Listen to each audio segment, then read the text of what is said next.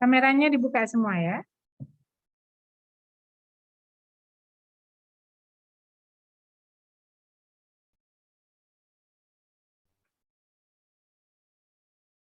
Indah di ini ya, di kode-kode ya Indah. Iya, baik Ibu. Yang Teman-teman yang belum nyalain kamera harap on cam dulu ya untuk dokumentasi.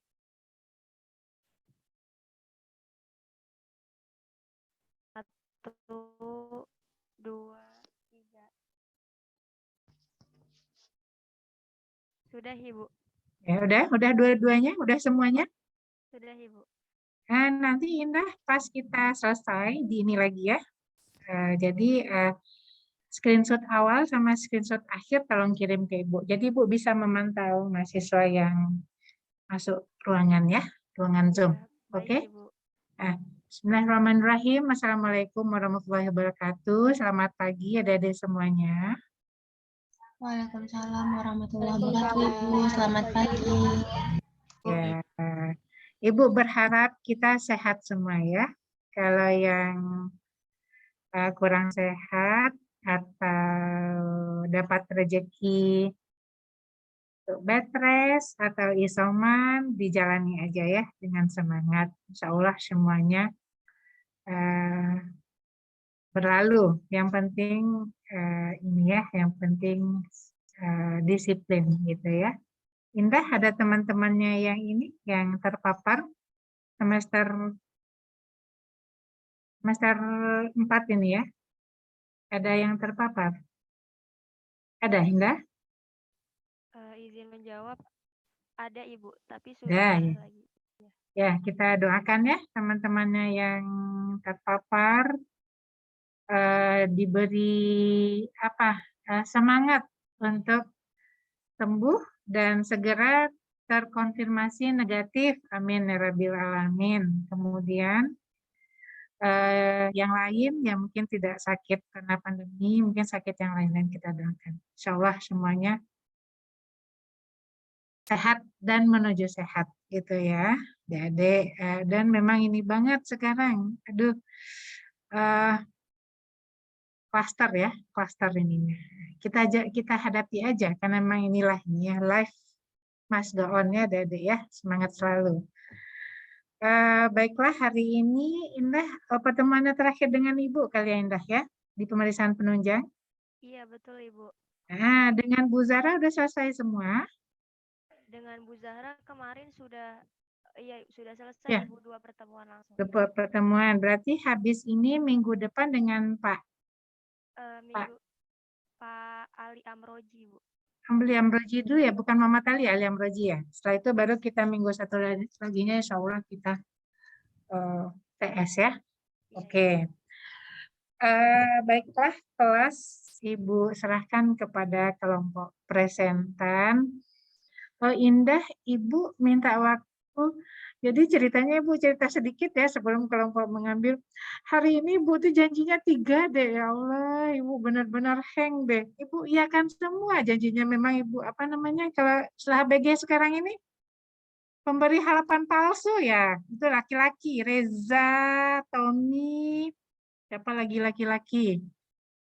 Reza, Tommy suka memberi harapan palsu nggak samanya? Sadam, Zidan, Bilal Bu. Bilal, Aris, Nilzam, suka Rizky, suka memberi harapan palsu enggak? Suka banget Bu. Suka banget. Ternyata Ibu adalah pelaku harapan palsu, Indah. Ibu sama kakaknya semester 6, Ibu iakan. Sama adiknya semester 2, Ibu iakan juga. Ibu nggak lihat ininya. Cuma dari semua itu yang paling berhak ya, sesuai agendanya kan ini ya, penunjang ya Indah ya. Penunjang ini kan sesuai RPS ya Indah. Iya, betul Ibu. Sesuai ya. Nah, makanya Ibu memilih. Jadi Bilal, nanti kalau memilih ada 3 pilihan yang harus dipilih, Bilal. Pilihlah yang terbaik, yang sesuai dengan proporsinya. Gitu ya Bilal ya. Iya Bu. Bagaimana Reza? Gitu Reza? Iya Bu. Zidan? Ya gitu ya, Ibu bercanda ya. Jadi akhirnya gini Indah, Ibu dengan semester 2 patologi neuro nanti jam 10 janji. Jadi kita sampai jam 10 aja ya, Dek. Nanti itu praktikumnya, Dede belajar mandiri aja. Di ini aja. Kalau nggak sempat sharing video, menampilkan videonya, nanti lihat aja video masing-masing ya. Indah ya, untuk kelompok Ya, ini. baik, Ibu. Jadi untuk teorinya, disingkat aja membacakannya adik-adik hari ini. Jadi kita nanti berkembangnya di diskusi aja. Begitu aja. Jadi jam 10 lewat 10 udah Indah ya. 10 lewat 10 kita akhiri. Walaupun jatahnya sampai 11 lewat 10 ya Indah ya. Jadi untuk DRPS sampai 11.30, Ibu. Dia 170, 220 menit. Jadi sisanya itu waktunya adik-adik belajar aja. Belajar aja ya. Kalau ada yang tidak paham nanti silakan ditanya ke Ibu lewat. Boleh, japri Ibu langsung boleh. Ya, Apapun tentang pemeriksaan penunjang, karena hari ini adalah hari terakhir sama Ibu, apapun pemeriksaan penunjang, kalau malu bertanya dengan dosen lain boleh ke Ibu. Mau foto torak nanti atau ESG, EKG, USG dan lain-lain boleh ya. Karena kita tim semuanya. Oke, baiklah Dede semuanya. Kelas Ibu serahkan kepada kelompok presentan. Silakan. Kelompok presentan. Iya, baik Ibu, terima kasih. Saya izin share screen ya, Bu. Silakan.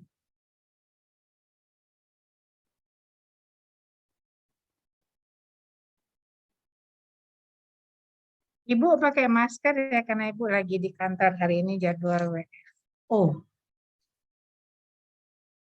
Silakan. Iya, baik Ibu dan teman-teman, apakah slide-nya sudah terlihat? Udah deh. Iya, baik. Saya izin buka ya, Ibu. Silakan. Assalamualaikum warahmatullahi wabarakatuh. Waalaikumsalam warahmatullahi wabarakatuh. Selamat pagi, Ibu Ice dan teman-teman. Pagi. Ya, mohon izin perkenalkan, nama saya Pravangesi selaku moderator pada presentasi kelompok kali ini. Pada kali ini kelompok kami membahas tentang pemeriksaan laboratorium pada sistem endokrin. Kelompok kami terdiri dari Askia Azhara, Indah Cahyani, Muhammad Reza, dan saya sendiri Pravangesti. Ya, untuk selanjutnya mohon izin bertanya Ibu. Waalaikumsalam. Pagi pasien. Gimana Mas? Lanjut. Iya baik Ibu. Teman-teman apa Sehat slide-nya ya sudah Mas? terlihat? Jalan, Bang. Iya baik, terima kasih. Saya lanjutin untuk sistem endokrin sendiri ini. Alhamdulillah Mas.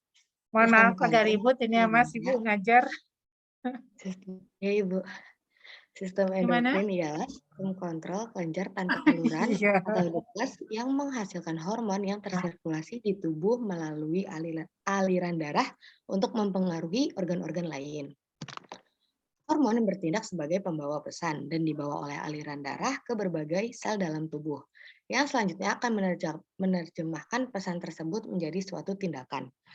Sistem endokrin tidak memasukkan kelenjar eksokrin seperti kelenjar ludah, kelenjar keringat, dan kelenjar-kelenjar lain dalam saluran gastrointestin. Adapun pemeriksaan endokrin. Pemeriksaan endokrin ialah serangkaian tes yang dilakukan untuk mengevaluasi fungsi endokrin. Endokrin memiliki fungsi mengatur metabolisme, pernapasan, pertumbuhan, fungsi reproduksi, serta pergerakan.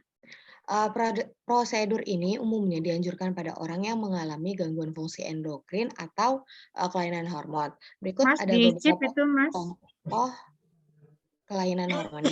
Ada diabetes, gangguan tiroid, masalah kesuburan atau infertilitas.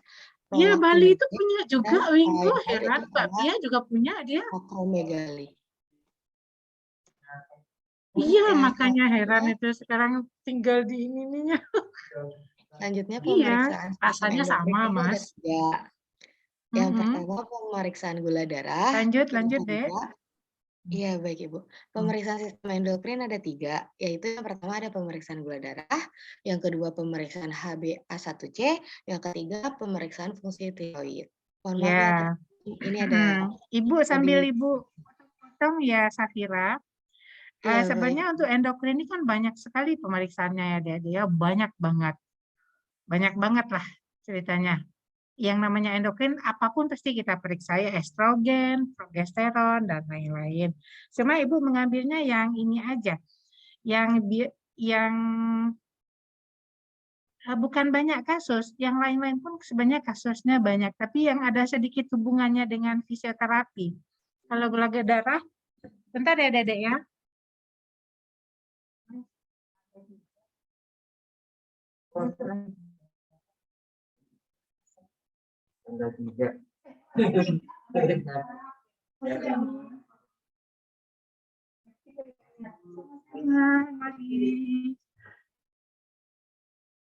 Cuma ini yang ada hubungannya kayak gula darah nanti kan berhubungan dengan diabetes mellitus.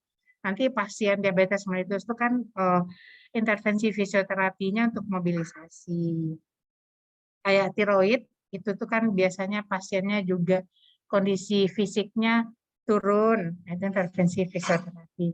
Ibu ada lagi nggak yang lain pemeriksaan endokrin? Banyak banget. Adik-adik kalau mau lebih mendalami, kepingin mendalami, silakan.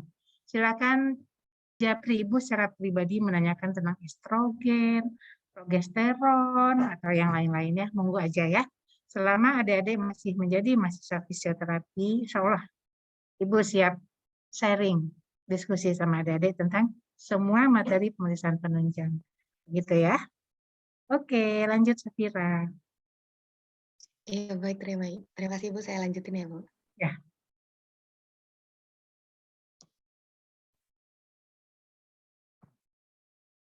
Ya, selanjutnya mungkin bisa dilanjut oleh rekan saya. Iya, di sini saya akan melanjutkan presentasinya. Untuk yang pertama, kita membahas pemeriksaan gula darah. Boleh di next, Pang.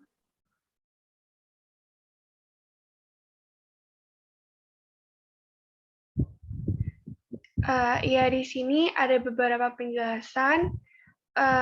Langsung aja mungkin ya, cek gula darah ini berfungsi untuk memonitor kadar glukosa dalam darah terkendali dalam batas gula darah yang normal.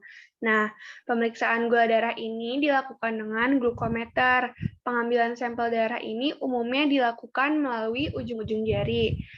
Pengambilan sampelnya ini sebaiknya di pagi hari, karena jika pada sore hari glukosa darah lebih rendah, sehingga banyak kasus diabetes mellitus yang tidak terdiagnosis.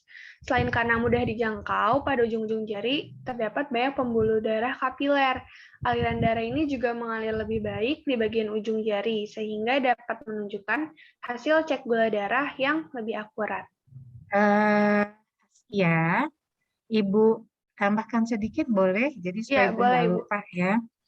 Jadi pemeriksaan gula darah ini kita untuk mengetahui kadar insulin ya, Dede ya,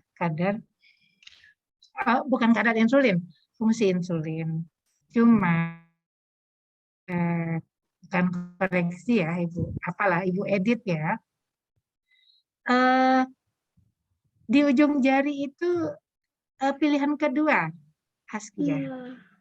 Nah, pilihan kedua, istilahnya kalau Askia disuruh memilih mau makan bakso apa ketoprak, pasti Askia memilihnya apa? Dua-duanya sih, Bu. Oh ya.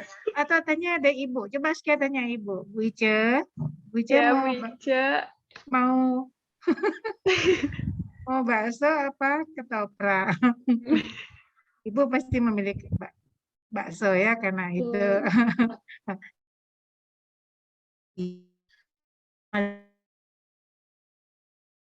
aja loh Mas, cemilannya Mas. Ya. Oh ya, monggo Mas. Kita mengambilnya darah vena di sini. Darah vena yang paling dekat ke jantung. Gitu. Jadi komposisi gula darahnya benar-benar akurat. Untuk ujung-ujung kapiler yang kita tusuk yang biasa di mall-mall atau di apa itu, tapi kita pakai untuk follow up aja gitu ya.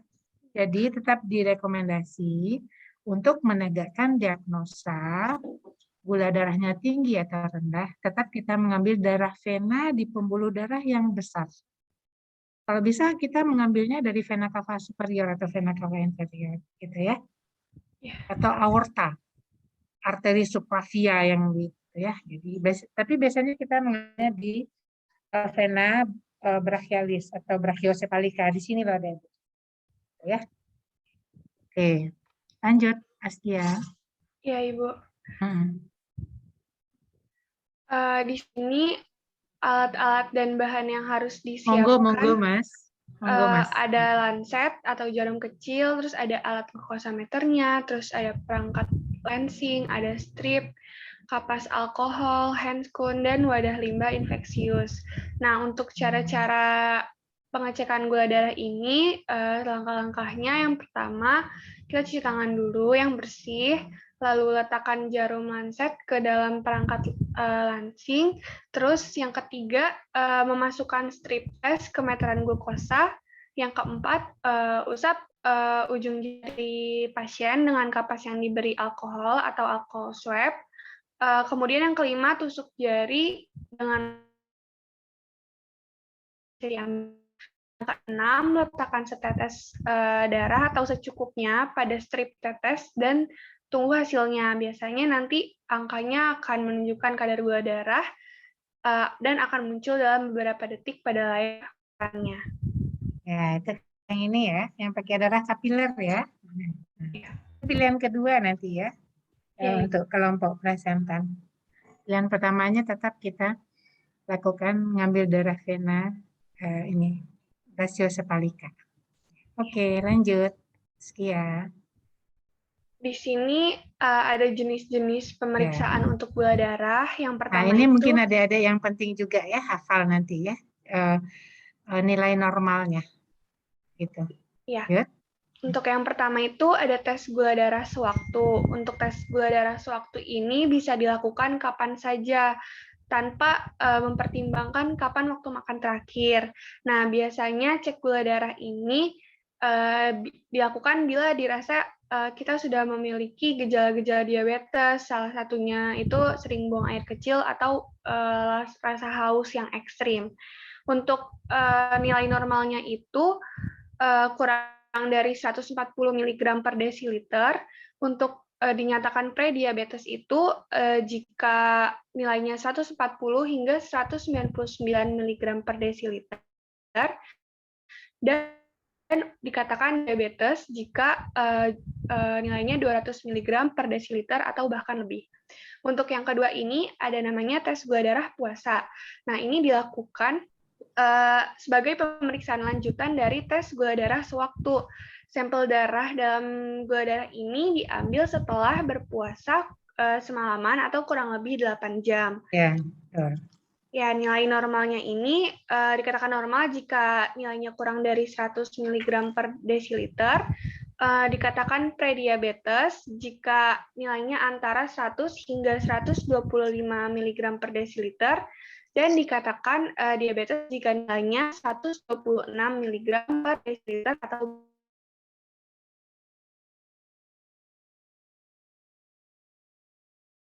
ini diharapkan memang darah vena atau darah arterinya ya sebenarnya benar-benar asli gitu ya Dede ya. Kalau sewaktu itu ya sewaktu. Ketika ingat diambil gitu ya. Hasilnya pasti beda. Dan kita menerjemahkannya secara klinis juga beda. Ya. Oke, lanjut Askia. Ya, yang ketiga ada namanya postprandial blood glukosa test. Nah, blood.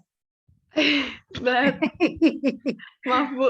Postprandial blood glucose test. Ya.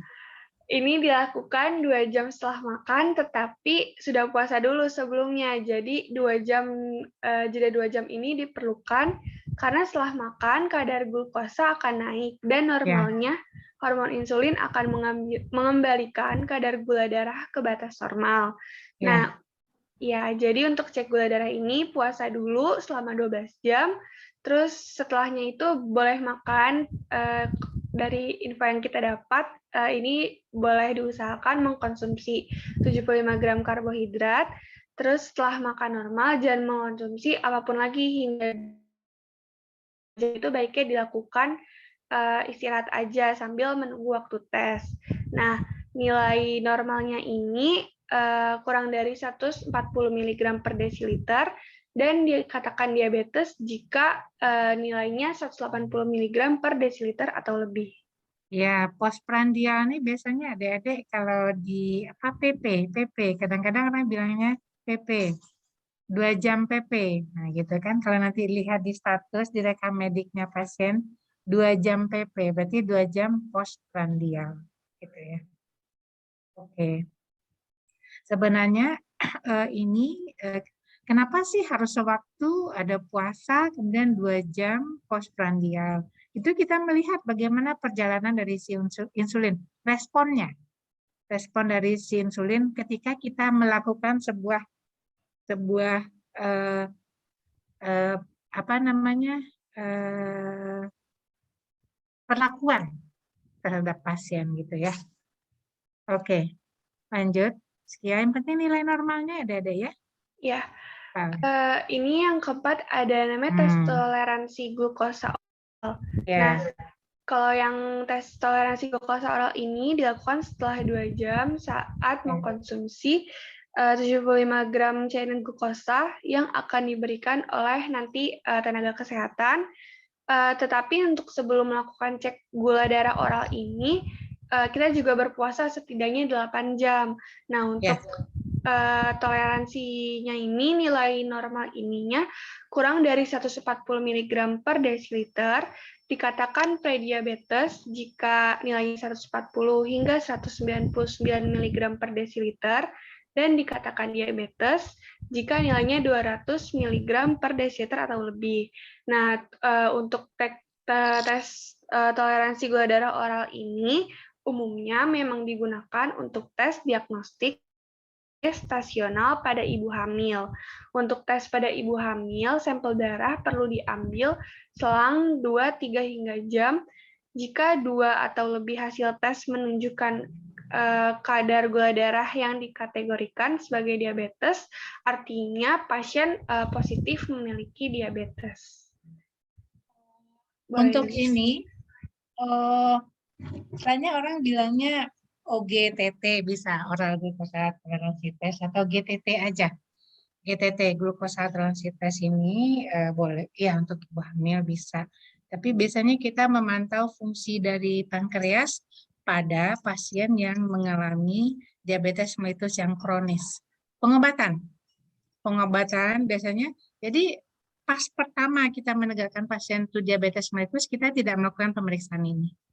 Ini biasanya setelah kita melakukan terapi 3 bulan pada pasien DM, baru kita lakukan ini, gitu ya. Itu tambahan ilmu ya, Dede ya. Oke, lanjut.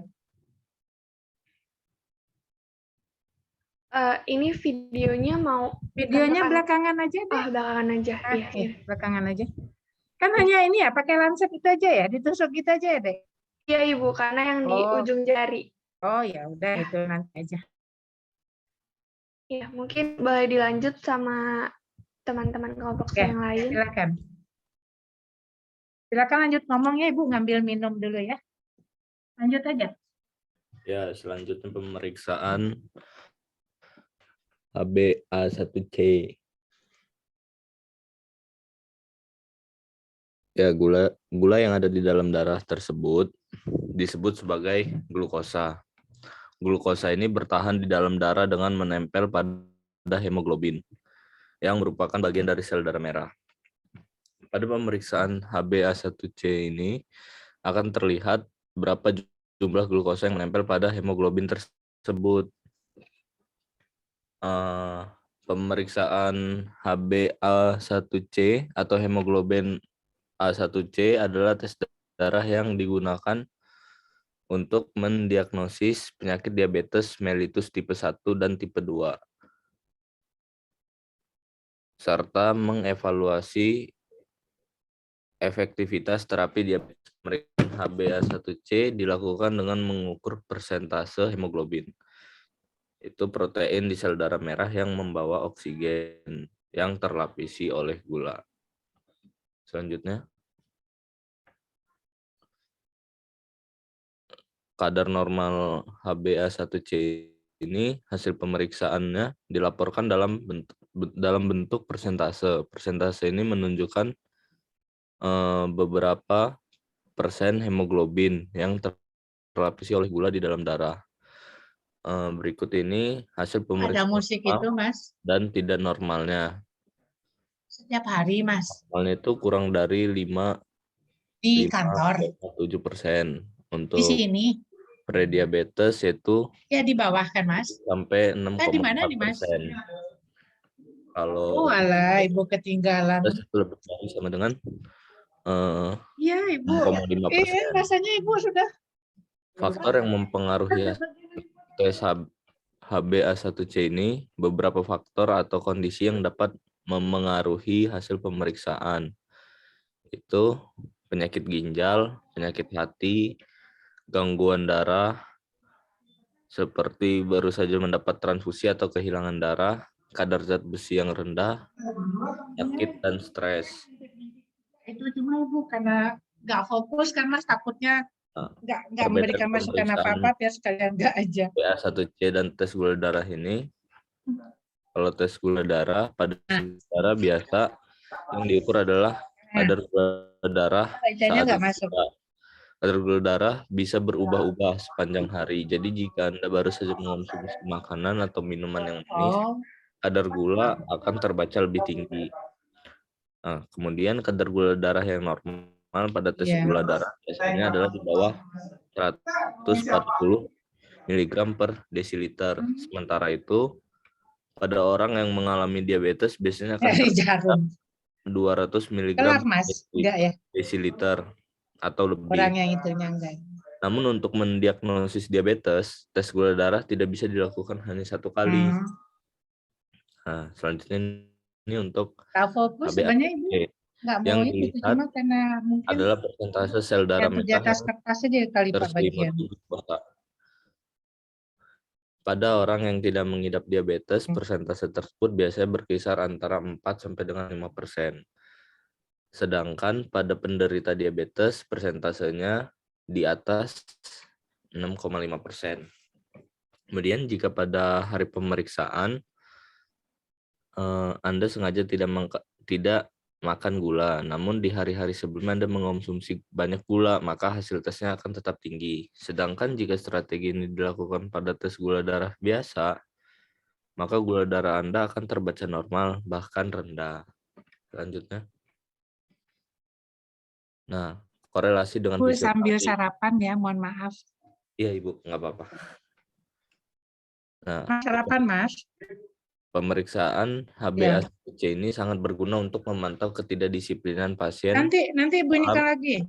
Menjalani terapi atau diet. Rumah ya untuk anak-anak, ponakan Ibu. Itu langganan Ibu, itu langganan kita. Karena si HbA1c yang relatif stabil sepanjang umur eritrosit. Mabes AL. Selanjutnya. Ya, next. Ya. Nggak tahu juga biasanya kan suka yang ada ininya sih, ada. Kapan Mas mau nanti Ibu ini kan? Ibu kirim ke rumah. Itu ada pemeriksaan fungsi tiroid. Mabes AL itu pokoknya masuk. Nah, kelenjar Mabes AL itu masuknya dari mana ya, Mas? Pokoknya metabolisme tubuh dengan memproduksi dia pintu luarnya, Mas. Pintu luarnya, bukan di dalam. Pintu keluar. Kelenjar tiroid juga menghasilkan pokoknya pintu keluar untuk membantu pengaturan kadar kalsium dalam darah dengan menghambat reabsorpsi tulang dan meningkatkan eliminasi. Ya, kalau Ibu itu lewat sopir Ibu itu suka apa lah gitu ya. Dia di luarnya, Mas. Lalu kerja tiroid ini dikontrol oleh kelenjar pituitari atau hipofisis.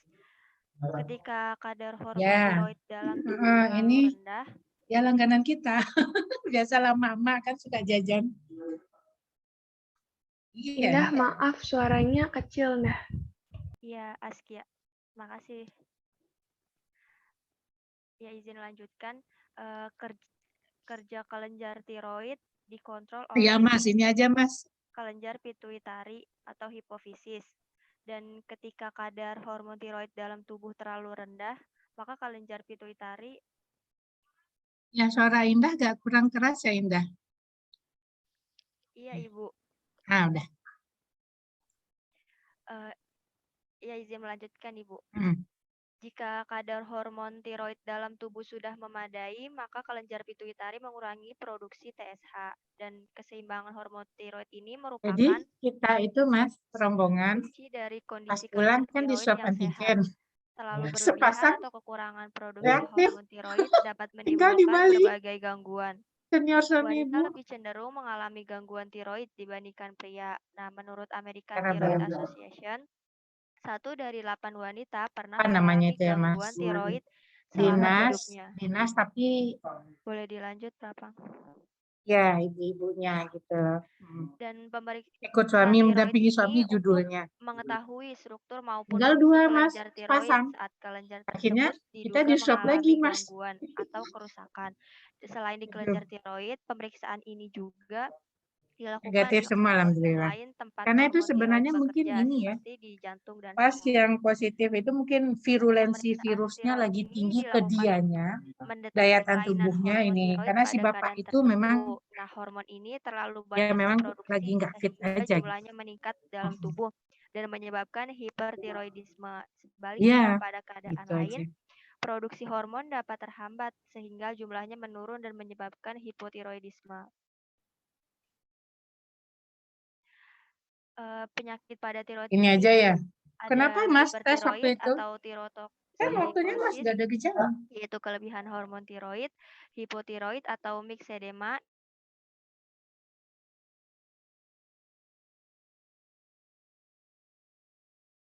Tiroid menyebabkan peningkatan TSH yang berkepanjangan, dan nodul tiroid yaitu pembesaran vokal sebagian kelenjar karena neoplasma jinak atau ganas. Dan tiroid ini merangsang metabolisme basal metabolic rate atau MBR atau BMR, yaitu konsumsi oksigen, produksi panas.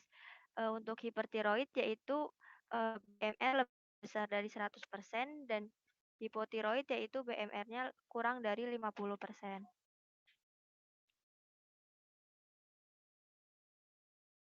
Untuk efek hormon tiroid pada mekanisme tubuh yaitu ada yang pertama ada metabolisme karbohidrat, yaitu meningkatkan penggunaan glukosa yang cepat oleh sel, meningkatkan glikolisis, meningkatkan gluconeogenesis, dan meningkatkan absorpsi glukosa pada saluran cerna. Dan selanjutnya metabolisme lemak, yaitu meningkatkan pelepasan lemak dari jaringan lemak dan meningkatkan konsentrasi asam lemak bebas dalam plasma. Selanjutnya yaitu metabolisme vitamin, itu meningkatkan kebutuhan vitamin karena vitamin merupakan bagian penting dari enzim atau koenzim. Selanjutnya yaitu metabolisme protein, yang utama yaitu untuk pertumbuhan dan perkembangan. Yang kedua yaitu hipotiroid, yaitu pada anak atau kretinisme. Dan selanjutnya itu ada hipertiroid, yaitu pertumbuhannya cepat tetapi cepat terhenti karena epifisis tulang panjang cepat menutup. Nah, ada beberapa jenis pemeriksaan laboratorium yang terkait dengan tiroid. Yang pertama yaitu ada thyroid stimulating hormone atau TSH. Nah, TSH ini hormon yang dihasilkan oleh kelenjar pituitari dan berfungsi merangsang kelenjar tiroid untuk memproduksi hormon tiroksin atau T4 dan triodotironin yaitu atau T3. Dan pemeriksaan TSH ini mengukur kadar TSH dalam darah sebagai screening atau uji sharing dan membantu diagnosis gangguan tiroid, serta bermanfaat untuk memantau pengobatan hipotiroid dan hipertiroid. Pemeriksaan TSH ini bersama dengan free T4 atau FT4 dan biasanya dianjurkan sebagai pemeriksaan awal untuk screening fungsi tiroid. Yang kedua yaitu ada pemeriksaan tiroksin atau T4, yaitu salah satu dari 2 hormon utama yang dihasilkan oleh kelenjar tiroid. Dan hormon tiroid utama lainnya yaitu triodotironin atau T3.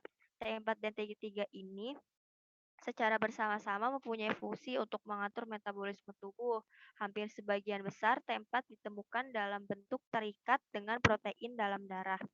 Sisanya dalam jumlah kecil tidak terikat dengan protein yang disebut dengan free T4 atau FT4 dan merupakan bentuk aktif dari biologis dari hormon. Dan pemeriksaan T4 ini mencakup T4 total dan FT4. Nah, pemeriksaan T4 total ini mengukur kadar T4 dalam bentuk bebas atau tidak terikat dengan protein dan terikat dengan protein dalam darah. Untuk pemeriksaan FT4 ini mengukur kadar T4 dalam jumlah bebas atau tidak terikat dengan protein dalam darah. Pemeriksaan T4 total dan FT4 ini bermanfaat untuk membantu evaluasi fungsi kelenjar tiroid, membantu diagnosis gangguan tiroid sebagai uji sarang hipotiroid pada bayi baru lahir, dan memantau efektivitas pengobatan gangguan tiroid. Selanjutnya yaitu pemeriksaan triodotironin atau T3, yaitu salah satu dari 2 hormon utama yang dihasilkan oleh kelenjar tiroid. Hormon T3 dan T4 secara bersama-sama ini mempunyai fungsi untuk mengatur metabolisme tubuh. Hampir sebagian T3 ditemukan dalam bentuk terikat dengan protein dalam darah. Sisanya dalam jumlah kecil tidak terikat dengan protein yang disebut dengan free T3 atau FT3 dan merupakan bentuk aktif biologis dari hormon. Pemeriksaan T3 ini mencakup T3 total dan FT3. Pemeriksaan T3 total ini mengukur kadar T3 dalam bentuk bebas atau tidak terikat dengan protein dan terikat dengan protein dalam darah. Pemeriksaan FT3 ini mengukur kadar Pemeriksaan T3 total dan FT3 ini bermanfaat untuk mengevaluasi fungsi kelenjar tiroid, mendiagnosis gangguan tiroid terutama hipertiroid dan menentukan penyebabnya, serta memantau efektivitas pengobatan gangguan tiroid. Yang keempat yaitu ada pemeriksaan tiroglobulin, yaitu protein yang diproduksi oleh kelenjar tiroid yang sehat, namun protein ini juga dapat diproduksi oleh sel-sel kanker. Pemeriksaan tiroglobulin yaitu mengukur kadar tiroglobulin dalam darah untuk memantau pengobatan kanker tiroid dan mendeteksi kekambuhan, serta terkadang untuk membantu penentuan penyebab hipertiroid dan hipotiroid. Yang kelima yaitu ada pemeriksaan autoantibodi tiroid, yaitu autoantibodi tiroid ini merupakan antibodi yang mengembang ketika sistem kekebalan tubuh seseorang keliru menargetkan komponen dari kelenjar tiroid, sehingga dapat menyebabkan peradangan kronis pada tiroid, kerusakan jaringan tiroid, atau gangguan fungsi tiroid.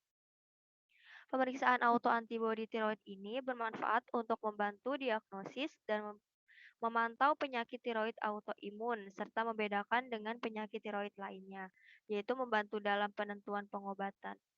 Ada 3 jenis pengobatan autoantibodi tiroid. Ada 3 jenis pemeriksaan autoantibodi tiroid. Yang paling umum yaitu tiroid peroxidase antibodies atau anti-TPO, tiroid stimulating hormone reseptor antibody atau TRAB, dan antibodi triglobulin atau anti-triglobulin. Selanjutnya saya kembalikan kepada moderator. Iya, sekian presentasi dari kelompok kami. Mungkin dari teman-teman ada yang ditanyakan atau sebelumnya ada penjelasan terlebih dahulu dari Ibu Ice, Ibu? Yang khusus kalau yang tadi T3 T4 itu ya standar biasanya kalau pasien kita temukan dengan diagnosa. Jadi mundur lagi Indah T3 T4. Nah, gitu TSH, T4 dan T3 ini protap. Kalau pasiennya diagnosa kerjanya itu dia hiper atau hipotiroid. Yang tiroid itu di sini ada ya, yang ada besar. Ada sebagian yang besar kelenjar tiroidnya. Ada yang tidak, dengan yang tremor-tremor. Nah, itu TSH, T4 dan T3 itu wajib kita lakukan. Tuh. Kemudian dari hasilnya baru nanti kita berikan terapi. Kita berikan biasanya tablet yodium. Next, Indah, slide-nya. Lanjut Indah, yang kelima. Nah, auto antibody tiroid itu biasanya pemeriksaannya udah lebih spesifik. Kalau pemeriksaan awal cukup TSH T3 T4, kalau ini sudah yang spesifik. Kalau memang ketika kita melakukan terapi untuk pasien tiroid, ternyata dia tidak memberikan respon, gitu ya. Oke, nah, mungkin itu aja penjelasan Ibu. Jadi nanti berkembang kita di diskusi. Silakan, Askia. Ditutup aja ininya, Dek. Share screen-nya, Dek. Iya, baik Ibu. Izin stop Ibu share. maaf ya sambil ngunyah ya. Ibu Ya. belum sarapan. Iya, Kan Ibu. katanya harus ini ya. Harus ini. Silakan. Ya. Silakan Ya, baik. apa aja tentang ini, tentang diabetes mellitus tiroid boleh ditanyakan. Atau hormon lain deh boleh, endokrin lain. Ya, baik dari teman-teman ada apakah ada yang ingin ditanyakan? Dipersilakan ya, teman-teman. Ayo, Adik-adik semangat. Interupsi. Ya, Melin silakan. Iya, izin bertanya kepada kelompok dan Ibu Ica. Ya, salam. Mbak, Ibu dengar ponakan Ibu kurang sehat. Ponakan Ibu. Udah sehat ya. Udah. Demam kemarin. Demam, kebanyakan makan es krim. Lanjut aja deh. Ya, udah. Ya, Udah ya? izin bertanya. Oh, iya, alhamdulillah. Kalau tentang pemeriksaan Batuk ya, gula Mbak. darah. Mbak, ngabisin es krimnya sih. Kalau pasiennya itu udah mengidap diabetes itu kalau dia mau tes gula darah, apakah ada treatment khususnya gitu Bu? Kayak misalnya selain berpuasa dia harus kan kalau orang diabetes itu kan insulinnya nggak bekerja gitu ya Bu. Apakah dia harus insulin dulu baru tes gula darah biar hasilnya tuh benar-benar hasil gula darahnya dia atau gimana ya Bu? Itu sih. Makasih. Ulangi lagi sayang, Ibu tadi. Ulangi lagi. Kalau pasien DM. Ya kan untuk pemeriksaan gula darah pada Melin, pasien halo. DM. Ya Ibu. Ya, internetnya. Halo, Indah. Iya, Ibu. Apakah suara saya terdengar Bu? Suara Melin jelas. Dengar, Melin. Halo. Ya, lanjut. Oke. Ya. Jadi gini Bu, pertanyaan saya untuk pasien yang sudah mengidap diabetes saat dia ingin melakukan tes gula darah itu apakah ada treatment khususnya kayak dia harus selain berpuasa itu kan yang udah paling umum. Apakah harus Ya, suntik Mbak. insulin dulu biar benar-benar kita ketahui gula darahnya itu normal atau enggak atau Icip, gimana Mbak. ya Bu? Gitu aja, terima kasih. Oke Melin ya. Kita lempar ke kelompok dulu nanti ya Askia. Langsung dijawab Askia atau bagaimana? Ya, baik Ibu izin menjawab. Ditampung terlebih dahulu Ibu kalau boleh. Tampung dulu ya. Ya. Kami membuka di sesi ini dua pertanyaan dulu ya teman-teman. Mungkin ada satu pertanyaan lagi dari teman-teman. Silakan Ayo, teman-teman silakan. bertanya.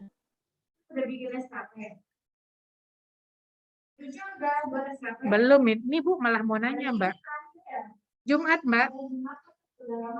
Ya, Mbak formatnya seperti apa ya Mbak? Mbak punya?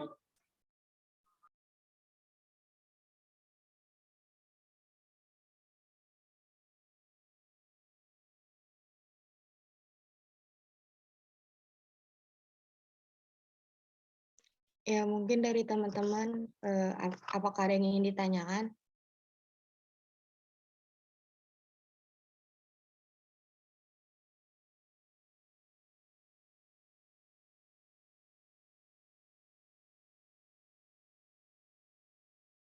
Ya, interupsi kelompok dan Ibu. Iya, silakan. Ya, sebelumnya perkenalkan saya Zidni, izin bertanya. Kan biasanya tes gula darah ini kan udah banyak ya, dan kita kan juga bisa tuh melakukan tes sendiri di rumah. Nah, untuk biasanya itu kesalahan-kesalahan yang bikin hasilnya itu tidak akurat itu apa ya? Makasih.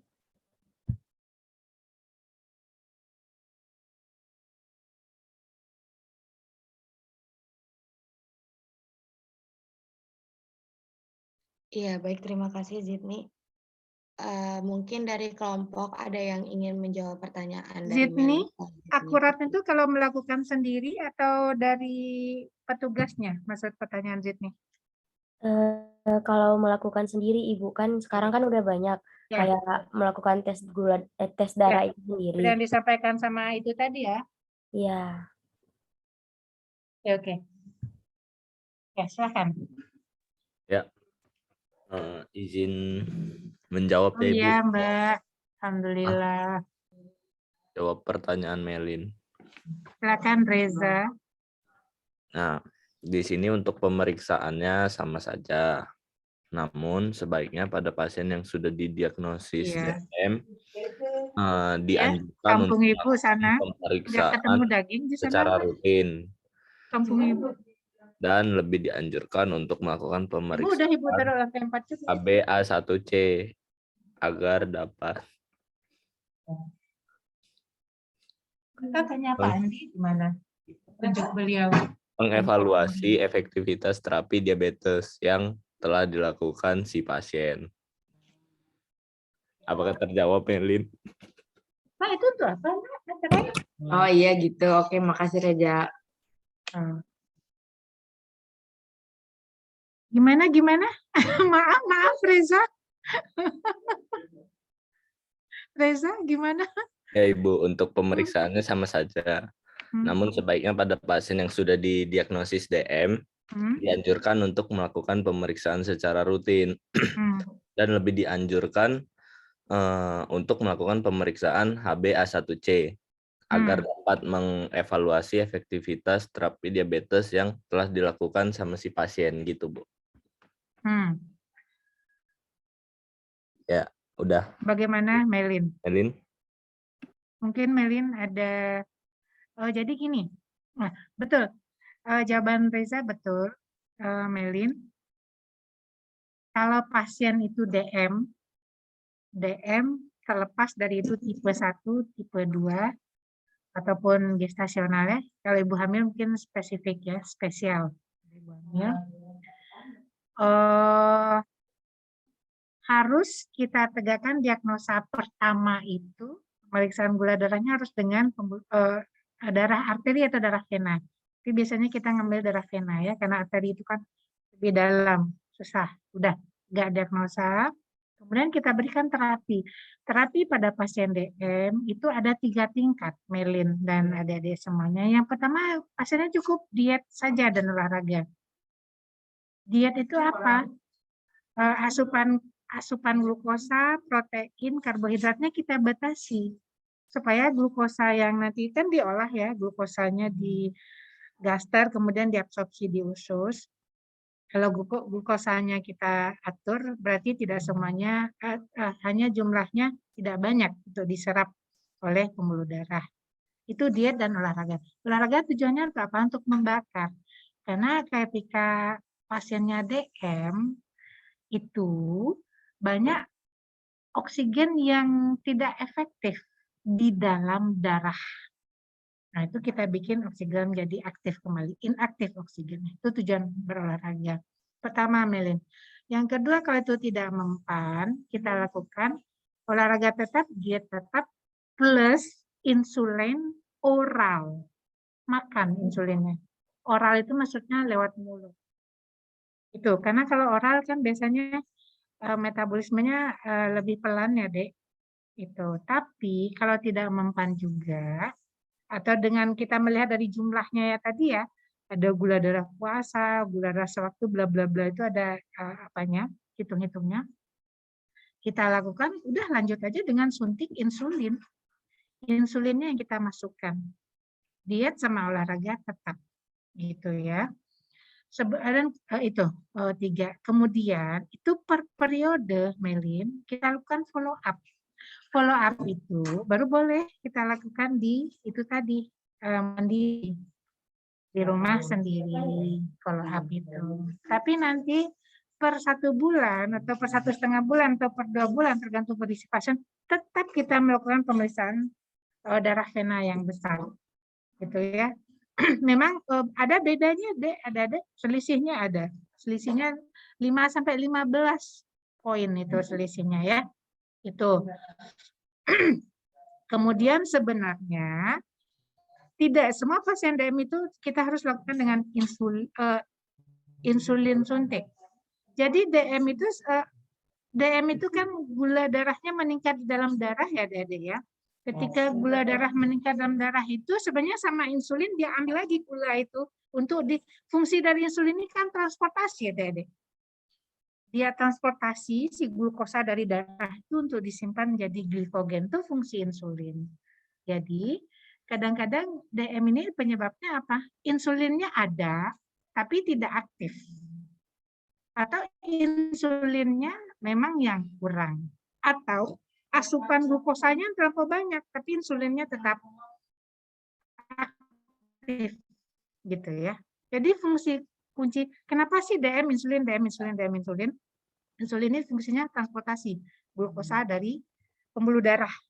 Glukosa itu ditransportasi oleh si insulin untuk ditaruh menjadi glikogen di dalam otot dan hepat gitu. Ya Melin, jadi tetap ini ya Melin, tetap kita mix ininya pemeriksaannya. Begitu. Sebenarnya kalau tambah lagi itu DM itu tuh tidak gula darah aja yang kita periksa Melin dan adik-adik lain.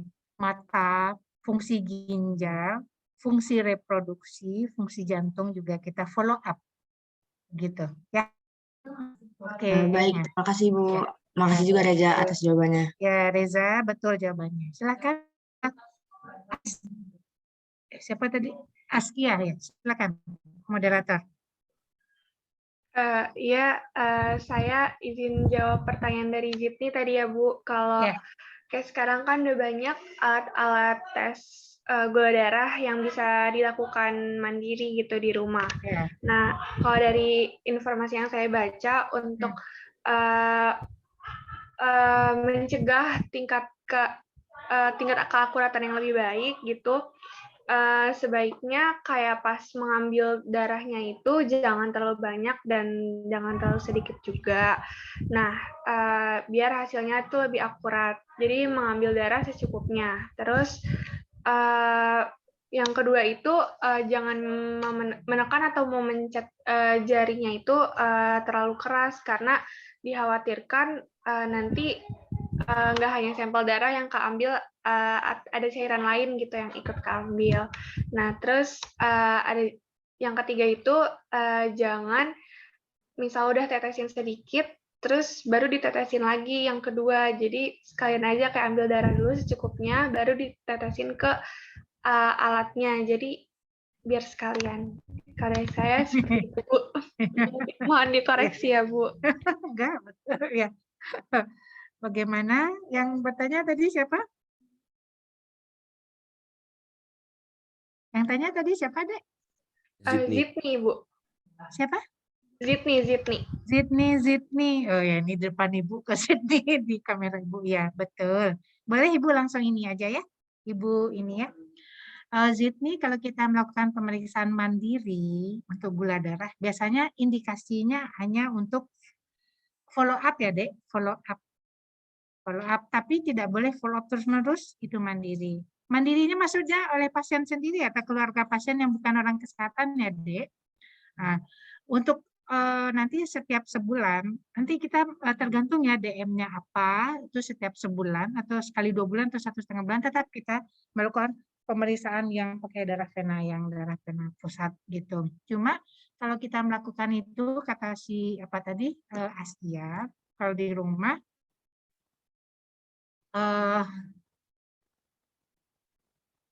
ya boleh kata Askia seperti itu, cuma kadang-kadang kan alatnya itu steril enggak, atau sudah kadaluarsa enggak, kemudian pasiennya itu sewaktu atau 2 jam PP dan lain-lain, nah itu harus benar-benar. Itu aja sih kelemahannya, Dek. Kemudian dia mau periksa itu ditusuk pagi-pagi, setengah jam sebelumnya dia minum enggak? Kemudian dia minum gula berapa gelas enggak? gulanya gitu, berapa sendok Mbak gitu. Itu sangat mempengaruhi gitu ya. Nah, jadi betul kata Asia itu Zidni. Zidni tadi tanya ya? Iya Ibu. Baik Ya. Ibu, terima kasih Ibu Nah, dan Askia.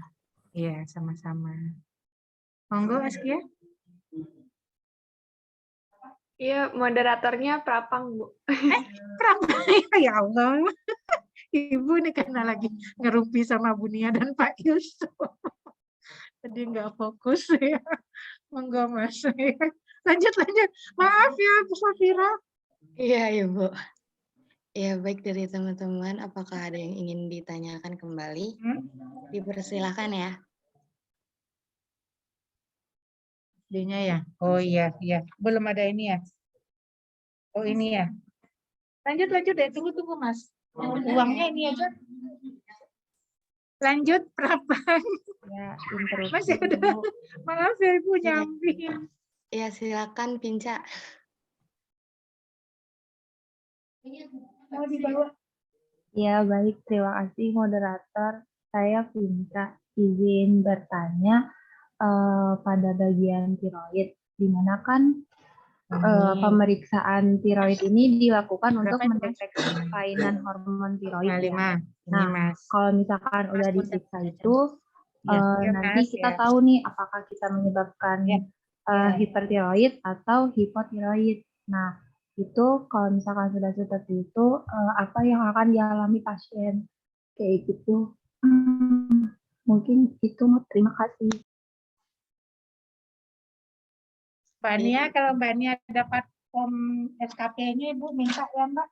Ya ini bisa kirim tapi kok Ya Vinca, terima kasih. Mungkin ditampung dulu ya Vinca. Teman-teman satu pertanyaan lagi ya, kita buka 2 pertanyaan lagi di sesi ini. Iya, interupsi kelompok. Iya, silakan Nisa. Ya, makasih moderator. Saya Nisa izin bertanya. Tadi kan di PPT itu ada tes gula darah sewaktu sama tes gula darah puasa. Nah, kalau misalkan yang sewaktu itu kan dilakukan jika kita sudah memiliki gejala-gejala diabetes, seperti contohnya itu kayak sering buang air kecil. Nah, lalu kalau misalkan untuk tes gula darah puasa ini, paling baik itu dilakukan saat apa ya? Atau udah muncul gejala apa? Gitu. Makasih. Jadi pengambilannya maksud Nisa, sewaktu sama puasa tuh yang pasnya kapan gitu ya Dek ya? Biar benar-benar menggambarkan kondisi pasiennya gitu ya? Iya, betul Bu. Ya. Ya baik, terima kasih Nisa. Mungkin dari teman-teman kelompok ada yang ingin menjawab pertanyaan dari Vinka ataupun Nisa. Mbak udah isi Mbak. Kayaknya mending Mbak isi, setelah Mbak isi baru Mbak kirim ke Ibu tinggal mengedit. Indah nggak ada suaranya, Indah. Oh ini yang punya Bu Nur ya? Oh iya. Izin menjawab pertanyaan dari Vinka. Ya, silakan Indah. Iya, Ibu. Kan untuk pertanyaan Nabila Vinka tadi, apa yang terjadi apabila pasien mengalami hipertiroidisme atau hipotiroidisme? Nah, yang pertama yaitu hipotiroidisme ini kan kelainan karena kekurangan hormon tiroid, dan ini membuat penderitanya itu mudah lelah dan sulit untuk berkonsentrasi.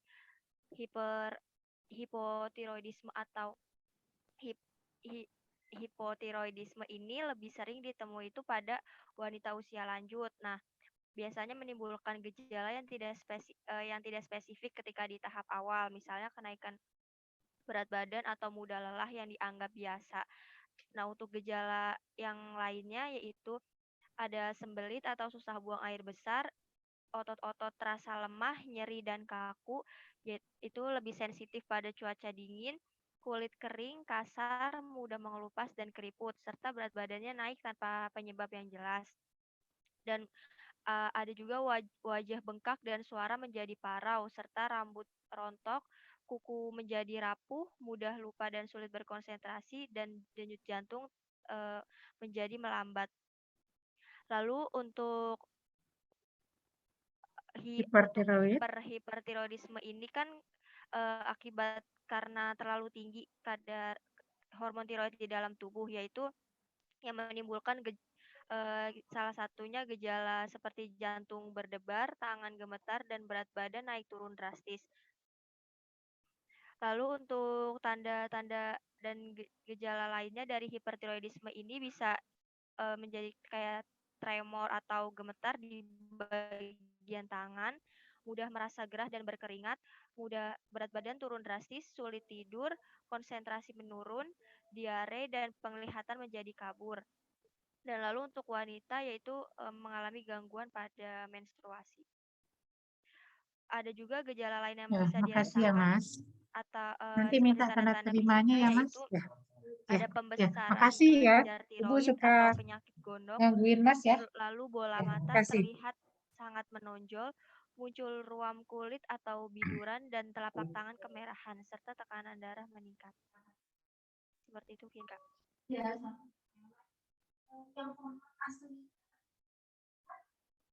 Ibu, tadi itu yang nanya siapa? Indah?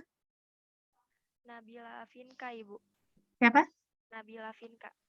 Nabila. Mana Nabila ya? Nabila, say hello Nabila, biar muncul wajahnya. Iya Ibu, ayah. Nah, ya padahal di depan Ibu ya.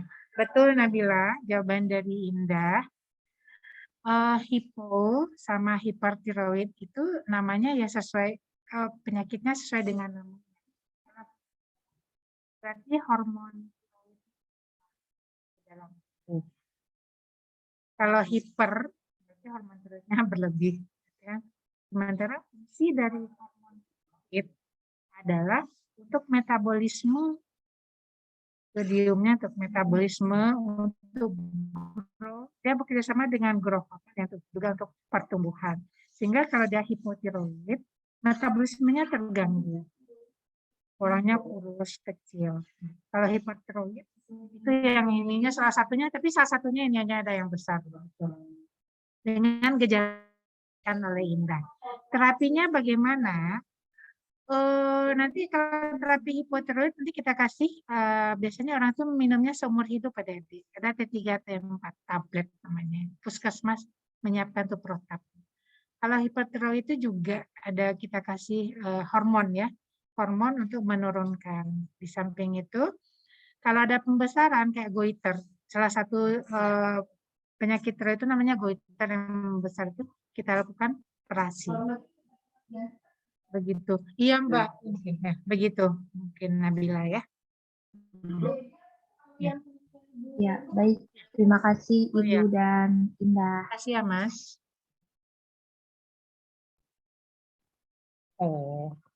Iya, moderator dan Ibu Ica, saya izin coba menjawab pertanyaan dari Nisa tadi. Nisa kan pertanyaannya tes gula darah puasa pasnya dilakukan kapan nih? Nah, menurut saya tes gula darah puasa ini mayoritas digunakan sebagai tes pertama untuk mendeteksi si diabetes. Nah, tapi kalau mau lebih detail atau lebih lanjut mengenai terdiagnosanya diabetes tipe 1 atau tipe 2, nah itu boleh dilanjut dengan tes HbA1c tadi. Seperti itu jawaban dari kelompok kami. Mungkin apakah Nisa terjawab atau Bu Ica mau menambahkan? Terima kasih. Pemeriksaan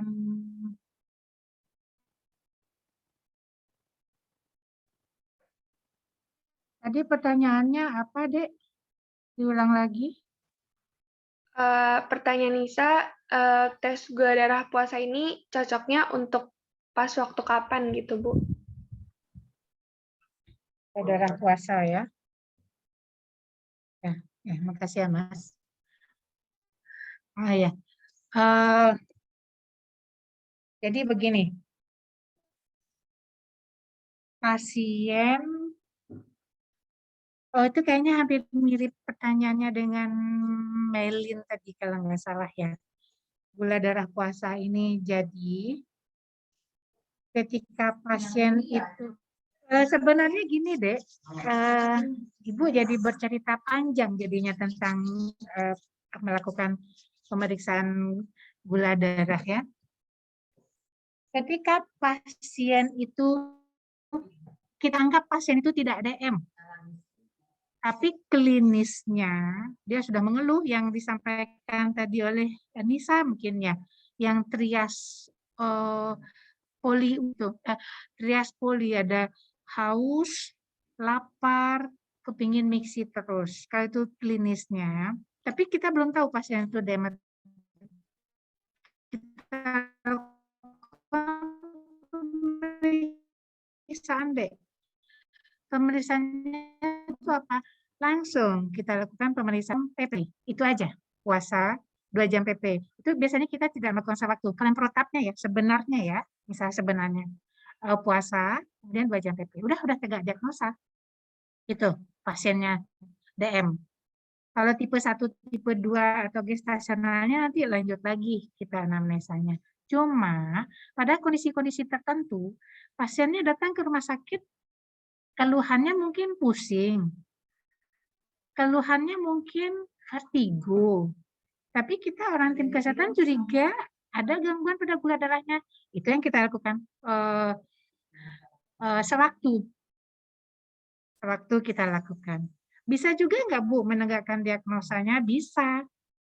Tapi kalau dari awal pasien itu sudah kita curigai dia dari rumahnya sudah memang kepingin mengetahui dia DM atau tidak, langsung kita arahkan dia puasa. Tapi kalau pasiennya ke rumah sakit, saya kok pusing. Dia kan tidak mengira dia DM, itu kita lakukan sewaktu, gitu ya, Dek. Sewaktu. Itu nanti untuk follow up-nya Nisa, udah tegak diagnosanya pasien, lalu kita lakukan terapinya 3 tahap tadi ya. Diet dan olahraga pertama, kemudian diet olahraga plus oral insulin, atau diet olahraga plus insulin intramuskuler yang kita suntikan subkutan, bukan intramuskuler, subkutan yang kita suntikan di udel atau di sini, ini kan subkutan. Itu kita follow up lagi, biasanya tidak pakai sewaktu deh, puasa sama 2 jam PP begitu. Gitu Nisa. Mungkin Nisa ada kasus pasien atau gimana? Ya, nggak ada sih Bu, cuma mau tanya aja. Oh iya, gitu. Ya, makasih Oke. Ibu dan kelompok. Ya, sama-sama, Safira. Iya, baik. Terima kasih Ibu Isya atas penjelasannya. Baik dari teman-teman, adakah yang ingin ditanyakan lagi? Yang ingin bertanya, dipersilakan ya teman-teman.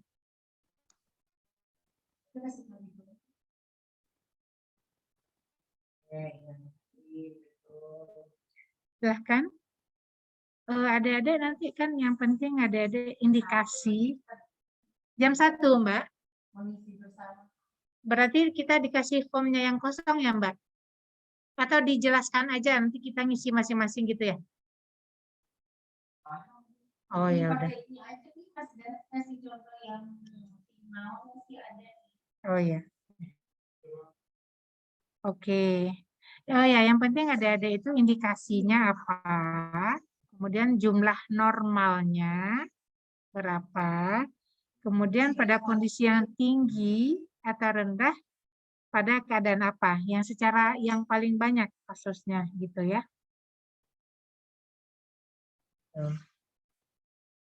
Oke, ayo. Apalagi sekarang mungkin Safira, teman-temannya mungkin mau nanya ke Ibu langsung boleh, atau ke kelompok lanjut boleh, silakan. Tapi tetap Safira yang memimpin diskusinya. Iya, dari teman-teman adakah yang ingin ditanyakan kembali? Dipersilakan ya teman-teman. Ayo ditanya. Ibu, mumpung kita ada waktu. Interupsi. Iya, dipersilakan. Ya, Ibu, saya izin mau konsul ke Ibu, boleh? Boleh, silakan, Dek. Iya. Jadi kan bunda saya tuh ada diabetes ya, Bu. Siapa, Dek? Terus bunda saya ada diabetes. Nah, terus bunda saya itu waktu itu sempat diabetesnya tuh 407. 407 itu apa? Pos Terus 2 jam PP sewaktu atau puasa? Kayaknya sewaktu deh Bu. Hmm. Terus apa sih? Akhirnya kan Bunda kayak jaga pola makan gitu ya Bu. Yeah. Nggak makan karbo gitu. Yeah. Terus sempat turun tuh Bu, sempat normal gitulah batasnya. Nah, pas waktu makan biasa lagi, diabetesnya kan makin tinggi. Akhirnya ke dokter, terus kata dokternya kalau diabetes itu nggak usah ada pantangan makan gitu Bu, kayak ya udah biasa aja, nggak usah hindarin karbo gitu kan. Soalnya pas ngehindarin karbo itu kayak malah makin lemes gitu Bu. Terus akhirnya makan biasa, terus Bunda juga kan konsumsi ini ya Bu, obat metformin buat diabetes. Pas udah konsumsi obat, udah biasa juga makannya, malah makin tinggi gitu Bu. Pas kemarin dicek tuh 534 gitu. Sewaktu ya? Ya. Terus kira-kira kalau buat diabetes gitu Bu, kalau pola makan yang benar itu sebenarnya gimana ya Bu? Ya, Nadira. Safira, bagaimana? Ibu langsung jawab atau bagaimana, Safira? Iya, Ibu boleh langsung dijawab aja. Jawab ya, oke. Baiklah, pertanyaan Nadira bagus ya, itu langsung aplikasi di ini ya, kita nyebutnya di pasien. Nadira, Ibu boleh publish ya jawabannya. Sebenarnya ini kan kalau dalam sumpah profesi, kalau pasien konsul kita kan nggak boleh menyampaikan ke orang lain. Tapi kalau Nadira, ini kan menjadi sebuah diskusi ya Nadira. Kebetulan pasiennya itu bunda maminya ya, bundanya ya, bundanya Nadira. Nah, jadi kita berawal dulu. DM, diabetes mellitus itu sebenarnya tipenya ada 3, tipe 1, tipe 2, dan tipe gestasional. Gestasional itu pada ibu hamil. Tipe 1 itu herediter, tipe 2 itu yang habit. Kemudian penyebab dari DM itu ada 3 juga. Ibu sampaikan tadi ya, kita selalu berbicara tentang insulin dan glukagon sebenarnya ya. Insulin sama glukagon itu dia saling mengisi. Insulinnya kurang, sehingga insulin itu tidak bisa mentransportasi kelebihan glukosa di dalam darah. Itu penyebab yang pertama. Kalau insulinnya kurang, penyebabnya karena apa? Bisa jadi kerusakan pada pankreas, radang pankreas, kanker pankreas, dan lain-lain. Yang kedua, insulinnya itu cukup, tapi insulinnya itu tell me, adik-adik, tell me, agak lola dia. Enggak respon. Reseptor insulinnya tuh enggak ini. Jadi istilahnya insulinnya tuh tell me. Padahal insulinnya cepat, cukup. Yang kedua. Yang ketiga, insulinnya cukup. Insulinnya tidak tell me. Cuma asupannya yang banyak. Asupan makan kita ini. Sehingga makan nasi padang 3 bungkus. Habis itu tambah dengan bulu 1 bulet. Kan banyak banget. Sehingga insulin yang jumlahnya standar itu capek, nggak kuat dia. Itu 3 itu kira. Pada kondisi bundanya Nadira, kalau umur beliau itu pasti di bawah ibu ya, di bawah ibu sedikit atau sama dengan ibu kali ya. Pokoknya pasti di atas 40 ya, Adik. Di atas 40 kemungkinan itu adalah karena memang dari luar, bukan herediter. Yang pertama Ibu sampaikan tadi 3 pengobatannya diet tambah olahraga, diet olahraga, kemudian disampaikan tadi nama obat metformin ya, salah satu obat itu metformin tablet. Yang ketiga bisa kita suntikkan suputan insulinnya. Diet, kalau olahraga untuk pasien DM ini nggak boleh olahraga yang ini, lari ke hutan naik sepeda, kemudian meloncat menyeberang selat gitu yang olahraga keras itu nggak boleh. Dia pada pasien DM-nya olahraganya olahraga yang sedang. Berarti kalau aerobik itu aerobik low impact mungkin ya, yang sedang. Nah, itu olahraganya. Dan disesuaikan dengan umur deh. Kalau umur itu di atas 40, berarti 5 kali seminggu olahraganya 30 sampai 45 menit. Bisa jogging gitu ya. Makan, bukan tidak makan pasien DM itu deh. Kalau tidak makan itu tuh berarti ini deh, merangsang nanti menambah ini nggak bisa. Jadi makannya kalau pada pasien DM itu seimbang. Makannya seimbang, bukan tidak makan. Makan seimbang cuma contoh Nadira makannya bakso Nadira 2 porsi. Karena Nadira fine-fine aja insulinnya kan sama bundanya. Boleh aja makan bakso deh. Cuma baksonya bulatnya 1. Mie-nya mungkin 1 sendok aja. Udah boleh. Itu tergantung deh. Nanti dihitung kalorinya. Kalau pada pasien itu sekitar 400-an ya bundanya, 400-an bundanya itu nanti ada kalorinya, dia asupannya itu sekitar 1.200 kalori. 1.200 kalori itu nanti kita bagi 3 deh, pagi, siang, sore. Pagi itu 1/4, siang itu 2/4, sore itu 1/4 lagi dari 1.200. 1.200 berarti 1/4 berapa itu? 600. 300 kalori pagi, 600 siang. 300 lagi sore. 300 kalori itu deh harus komposisinya lengkap. Nah, cuma kita kalau nasi, kalau bisa yang sedikit kalori tapi mengenyangkan tuh pakai nasi merah deh. Dari 300 kalori itu kita hitung nasinya berapa. Berarti nasi merahnya sekitar 3 sendok. 3 sendok itu sudah menghabiskan sekitar 150 kalori. Lalu pakai apa lagi? Daging. Dagingnya jangan yang ada lemak-lemaknya itu, Dek. Karena lemaknya itu aja sudah berapa ratus kalori. Pakai daging yang tanpa lemak. Sayur. Sayur itu kan kalorinya sedikit banget, boleh banyak. Mau dibikin salad atau gini. Gitu, Dek. Pepaya boleh, cuma pepaya mau apapun boleh. Cuma berapa sisanya 500 kalori berarti dibagi. Pepayanya berapa? 2 potong gitu loh, Dek. Boleh nggak Bu makan bakso? Boleh. Cuma satu bulat bakso itu berapa kalori?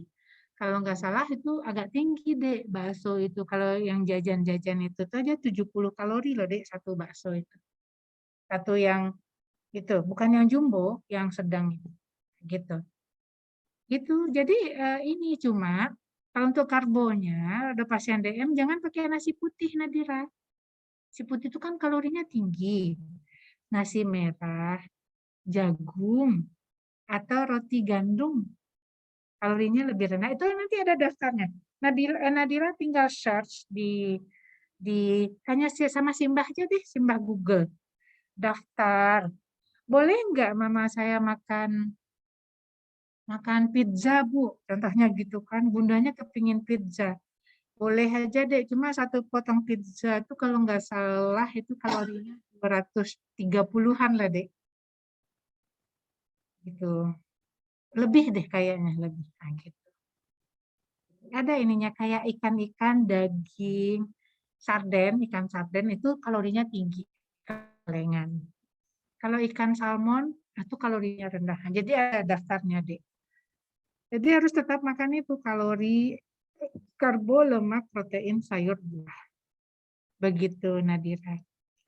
Bu, tunggu ya Ibu langsung sebelum Nadira ini. Bu, boleh nggak Bunda minum sirup? Boleh. Tapi masalahnya sirup itu kan pakai gelas, pakai gini kan segini aja sirup itu kalau nggak salah sudah 200 kalori deh. Sirup yang kental itu. Gitu. Jadi kalau minum sirup kepingin itu beberapa ini aja icip-icip aja boleh. Jadi jangan tersiksa dengan diet. Nah, dietnya bikin bahagia juga kok diet DM itu. Ya, cuma bunda saya suka ngemil, Bu. Kalau suka ngemil, ngambilnya sayur. lada, timun, dikasih cuka deh, dikasih apa gitu, dikasih cabe potong-potong, bawang merah potong-potong, kasih cuka tuh apa namanya itu, dikuahin sayurnya itu, udah, dengan ngemilnya somai, gitu ya, gitu Nadira. Iya, makasih Ibu. Ibu izin Ya. tanya lagi boleh? Boleh. Tapi kalau misalnya konsumsi metformin setiap hari itu bagus gak Bu buat tubuh, atau emang ada waktunya gitu, kayak misalnya 2 hari sekali aja minumnya atau gimana gitu Bu? Oh enggak, Nadira, itu ada dosisnya. Ada dosisnya, metformin itu kayak 400. Nanti makanya, itu tadi pertanyaan dari teman-temannya itu, kita follow up. Jadi follow up di rumah sendiri, supaya tidak ngerepotin apa bolak-balik itu dengan darah kapiler itu, jangan tiap hari di follow up, sekali 3 hari. Gitu di follow up, nanti dilihat Nadira. Jadi pemberian metformin itu berdasarkan kadar gula darahnya, dosisnya. Kalau dosisnya, namanya pengobatan kita pada DM namanya tapering off. Kalau dia turun gula darahnya, pasiennya disiplin, kita turunkan si metformin ini pelan-pelan deh. Dari yang 3x1 jadi 2x1. 1x1, sekali 2 hari. Menyesuaikan dengan gula darahnya. Jadi kita pelan-pelan turunkan, nggak boleh drastis. Gitu, pelan-pelan. Naik pun juga harus pelan-pelan kalau gula darahnya kayak dari 400 menjadi 500. Kita naikkan pelan-pelan. Gitu. Cuma kalau pada pasien 500, kalau dengan ada gejala klinis dan penyakit penyerta lainnya, kita biasanya ada penyakit penyerta ya, Dek, kita lakukan nanti insulin subkutan, Dek. Pasien bisa menyuntikkan sendiri. Kalau ada penyakit penyerta ya, tapi kalau tidak ada penyakit penyerta, umpamanya dia tidak punya jantung, tidak punya tiroid, hepar, dan lain-lain, metformin dosisnya aja kita naikkan. Bisa. Jadi satu lagi, adik-adik, pada pasien DM, ini Ibu jadi bercerita banyak ya, pada pasien DM itu emosinya kadang-kadang labil. Sama dengan penyakit tiroid tadi. Dia kadang-kadang moody. Karena lelah pankreas sama heparnya itu lelah, mempengaruhi pada hipotalamusnya. Itu kita memberikan adik-adik fisioterapi di samping intervensinya nanti kan ada yang sampai dekubitus ya. Dekubitus itu yang apa tuh namanya ulcus septicum yang sudah benanah-benanah itu. Nah, di sekitarnya itu tuh kita lakukan mobilisasi pertama. Yang kedua, untuk olahraganya pada pasien DM kan bisa intervensi juga fisioterapi. Low impact itu seperti apa aerobiknya. Kemudian edukasi, memberikan support. DM itu bisa sembuh? Bisa. Bisa sembuh? Bisa jawabnya. Kalau ditanya begitu, pasiennya nanya, oh, bisa sembuh enggak Mbak? Katanya nanyanya ke Nadira. Pasien DM itu bisa sembuh? Bisa. Itu jawabnya apa gitu ya, mantap, insya Allah bisa. Ya, karena itu kan penyakit metabolisme. Jadi yang kita kejar tuh metabolismenya kita atur. Itu kasih tahu bundanya Nadira. Misalkan Ibu berapa ya Ibu lakukan terapi pada pasien DM? Bisa. Bisa, tapi setelah normal kata Nadira itu, setelah normal sudah 200 sewaktunya atau 210 sewaktunya, jangan habis itu makan bakso 4 porsi langsung gitu ya. Tetap dikontrol makannya. Ya, Nadira. Iya, Ibu. Terima kasih, Bu. Ya. Ada lagi? Kayaknya 9.30 aja deh Indah. Kan 50 menit ya Indah, 30, 8.20. Tambah 40 lagi diskusi dan apa ya. Sebenarnya kan ini ada diskusi praktikum juga ada. 9.30 aja deh Indah. 9.30 sampai jam 11 nanti ada ini aja ya. Mandiri.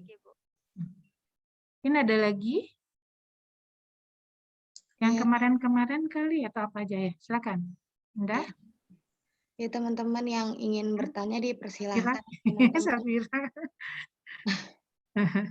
Ya, interupsi moderator.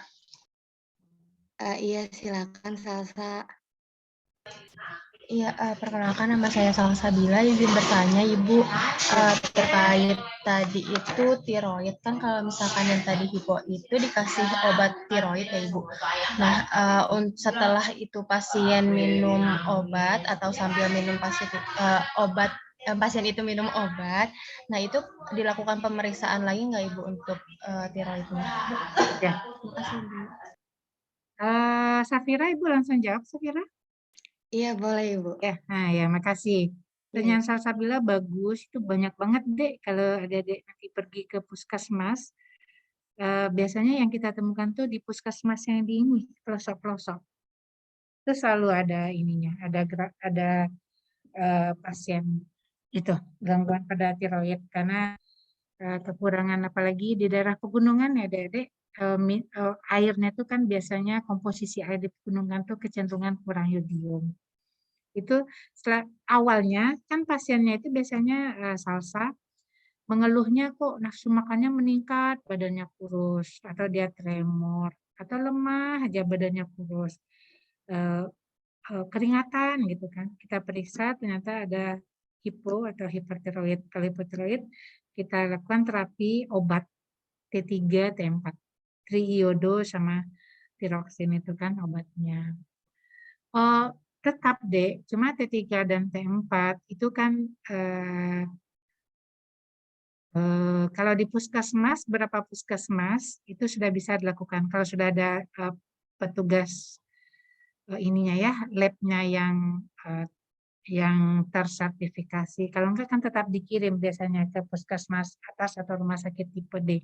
Karena biayanya lebih tidak kayak ini Salsa. Kalau DM kan ceret, kapiler aja sudah bisa kan. Kalau T3 T4 enggak, ada pemeriksaan khusus. Itu biasanya kita lakukan follow up-nya sekali 2 bulan deh. Kalau tidak ada gejala ya, maksudnya dia rutin. Sekali 2 bulan kita lakukan pemeriksaan. Ini lagi tiroidnya.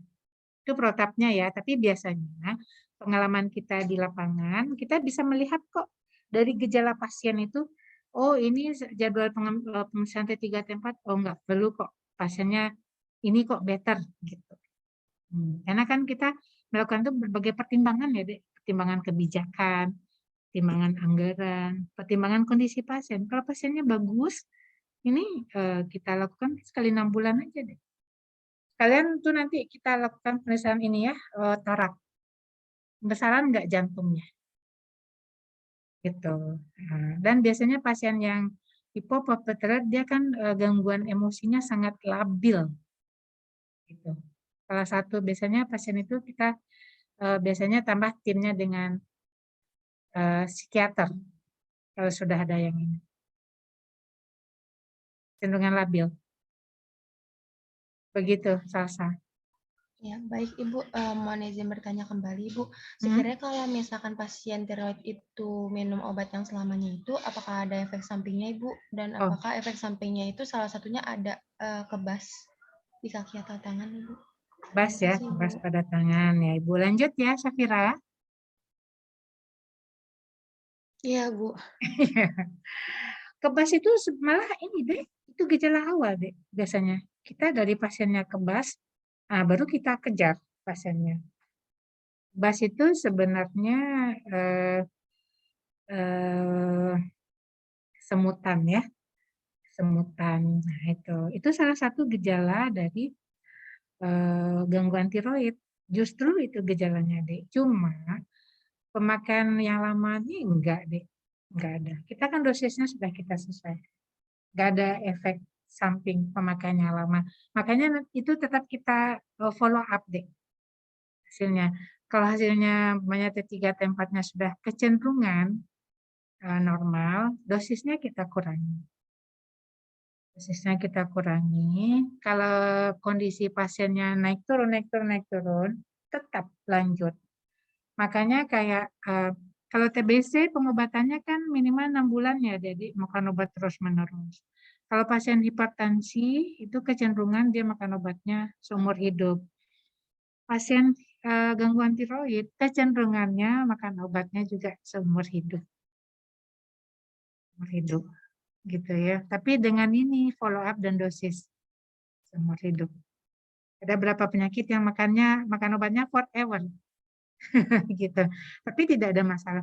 Sebenarnya dengan ilmu kesehatan kita sekarang ada mungkin sudah dapat di Promkes kali ya, di Promkes. Yang penting itu sebenarnya kita dengan pasien itu sebenarnya pendekatan intervensi pada pasien ini 4 ya Adik. Preventif dulu. Promotif dulu ya, promotif. Ibu kok malah lupa. Promotif apa preventif dulu? Promotif kayaknya, Bu. Promotif ya, sampai lupa. Promotif dulu, preventif, kuratif. Yang kuratif itu yang obat tadi sama rehabilitatif.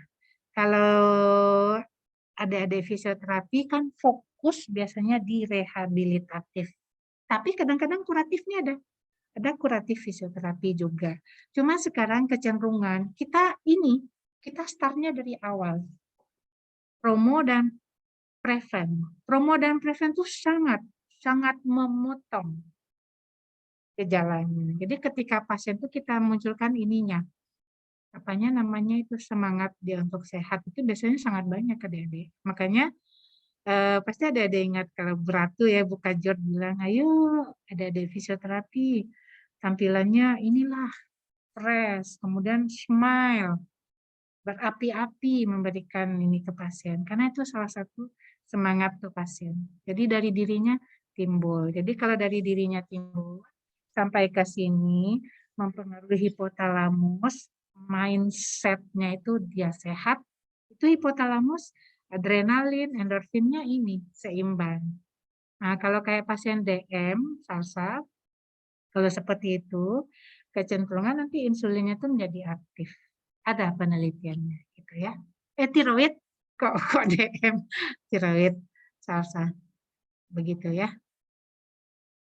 Baik Ibu, terima kasih Ibu atas penjelasannya. Ya, sama-sama. Masih ada 18 menit, 15 menit lagi deh tanya jawab, nanti belakangnya kita closing. Ada? Izin bertanya Bu. Silakan. Resti kayaknya membelakangi Cahaya deh, cantiknya nggak kelihatan itu. Iya Bu, maaf Bu. Mau bertanya Bu, kalau untuk tetap nggak kelihatan. Ya udah nggak apa-apa deh, daripada diputar-putar pula laptopnya ya. Gimana Resti? Kalau untuk penyakit diabetes mellitus itu sebenarnya mengganggu kesuburan gitu nggak sih Bu? Ya. Soalnya kan kalau masyarakat kan terkenalnya kayak ya mengganggu gitu kan. Nah, tapi ada gitu contohnya kan cowok gitu ya Bu yang kena. Umurnya juga udah melebihi 50 lah, tapi bisa punya anak lagi gitu Bu. Ya, padahal dia DM gitu ya. Iya, bahkan udah suntik insulinnya gitu Bu. Ya. Nah. Udah Resti? Udah pertanyaannya? Bu, Safira, boleh Ibu langsung jawab? Iya, boleh Ibu. Ya, penyakit DM, mungkin ditambah satu lagi kali Dek, Ibu tambahkan pertanyaannya. Pertanyaan salsa itu Ibu tambahkan ke Resti. Penyakit DM dan penyakit tiroid mempengaruhi sistem reproduksi enggak? Mungkin gitu kali ya Resti? Iya Bu. Ya. Yang jelas jawabannya pasti iya. Secara fisiologinya, metabolismenya kalau DM berarti kan oksigen di ininya kan kurang ya Dek, di pembuluh darahnya kurang. Tiroid juga seperti itu, metabolismenya kurang. Sehingga kalau metabolisme kurang, DM, oksigennya di dalam darah kurang, stoknya ke sel kurang, termasuk ke sel-sel di testis, atau sel-sel di ovarium, ya makanan mereka pasti kurang, Dek. Kurang. Stok gitu loh, Dek. Stok asupannya kurang. Begitu. Oh, Ibu, apa lu dari perempuan? Kalau perempuannya hipertiroid atau gangguan gula darah, bisa hamil, bisa. Karena kan hanya kurang, Dek. Kalau kurang tuh bisa nggak dia ini oogenesis? Bisa, tetap bisa gitu ya. Cuma mungkin tidak maksimal.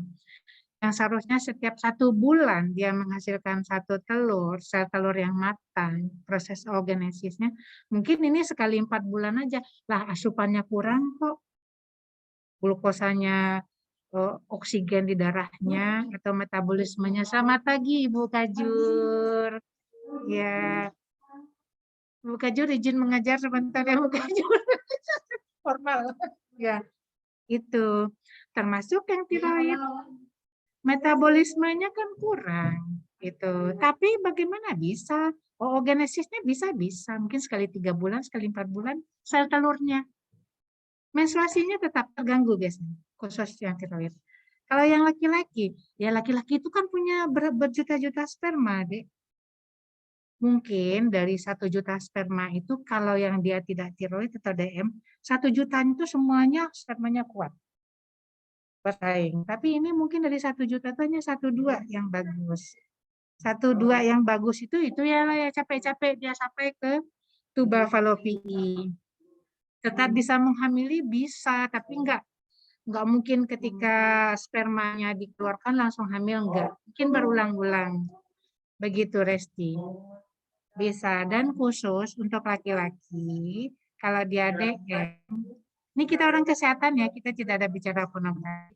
Kecenderungan ereksinya agak terganggu. Organ reproduksinya terganggu. Kenapa? Ya karena memang oksigen ke organ reproduksinya terganggu.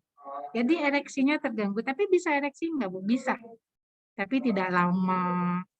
Tapi bisa enggak menyemprotkan sperma? Bisa, tapi tidak lama. Spermanya juga mungkin kualitasnya berkurang.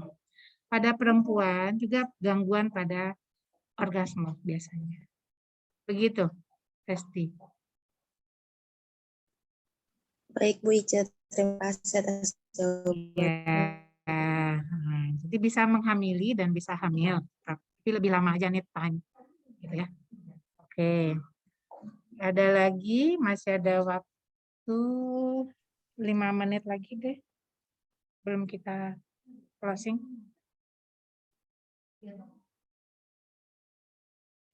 Ibu izin interupsi. Silakan, Oliva. Iya Ibu tadi kan bilang ya kalau DM itu bisa sembuh. Nah, kan DM itu juga bisa menurun ya Ibu, bisa menurun ke generasi selanjutnya. Kalau misalnya kalau udah sembuh nih, nah itu apakah 100% tidak akan menurunkan atau bagaimana ya Ibu? Terima kasih. Oh iya. Ibu langsung jawab, Safira. Iya Ibu, boleh. Ya, DM itu ada 3 jenis. Yang herediter, didapat, dan DM kehamilan. Sebenarnya ada 4 ya, tapi yang lain itu nggak usah yang umum kita ini. Yang didapat itu kromosomnya. Cetakan kromosom dari lahir, insulinnya itu sudah terganggu fungsinya. Sehingga sampai dia tua tetap seperti itu, Dek. Cuma bisa munculnya itu bisa tidak kalau muncul klinisnya bisa. Tapi kalau yang herediter, Dek, memang sembuhnya tidak bisa sempurna seperti yang didapat. Kalau herediter kan dia kromosomnya itu cetakannya itu, Dek. Cetakannya itu perintah dia memerintahkan insulin itu memang terganggu. Fungsi kita hanya meminimalis kalau yang herediter. Kalau didapat bisa, Dek. Didapat tuh karena apa? Biasanya ya karena ini asupannya banyak. Makan nasi Padang 3 bungkus, Starbucks-nya 4 gelas sekali makan. Olahraganya kurang, stres, dan lain-lain. Lifestyle-nya kita rubah, bisa sembuh sempurna. Kalau pada DM kehamilan, biasanya setelah tidak hamil, dia bisa kembali seperti normal. Begitu. Bu, bisa diturunkan nggak DM itu, Bu? Yang herediter. yang herediter itu memang diturunkan deh. Kita nggak bisa menolak ya, memang begitulah rezekinya seperti itu. Tapi kalau yang didapat bisa nggak diturunkan. Kecuali dia, oh ya salah satu resiko DM itu kan obesitas. Kalau dia ada herediter obesitas, berarti obesitas itu bisa diturunkan juga deh. Nah, nanti diturunkan keturunannya obesitas itu risiko untuk DM gitu. Jadi tidak semua DM itu diturunkan. Begitu. Cuma yang tipe ini bisa sembuh sempurna, Ibu bilang gitu, yang didapat bisa sembuh. Ya, baik Ibu, terima kasih. Ya, oke. 3 menit lagi.